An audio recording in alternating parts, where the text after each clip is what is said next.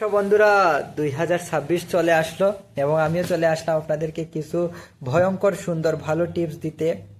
তো টিপস দিলে অবশ্যই অনেক ভালো লাগবে আমার, আপনাদের কীরকম লাগবে বলতে পারলাম না। তো মূলত আমি দুইটা কারণে আপনাদেরকে টিপস দিই বন্ধুরা। প্রথম কারণটা হচ্ছে যে আপনারা অত্যন্ত সিরিয়াসলি আমার টিপসগুলো অ্যাভয়েড করেন। তো যদি কেউ দায়িত্ব পেয়ে যায় না বন্ধুরা একবার মানুষের ভালো করার, তাহলে আমার মনে হয় যে তাকে কেউ থামাতে পারে না, জগতের কোনো শক্তি তাকে থামাতে পারে না। আর বিশেষ করে আমাকে, আমার মতো একজন দায়িত্ববান ব্যক্তিকে, তো কালকে আমার মনকে বললাম যে আমাকেই তুমি এই দায়িত্ব দাও মানুষকে টিপস দেওয়ার।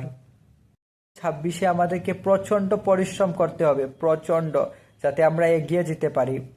কোন দিকে এগিয়ে যাব সেটা আমাদের লক্ষ্য হওয়া উচিত না, কিন্তু আমাদেরকে এগিয়ে যেতে হবে।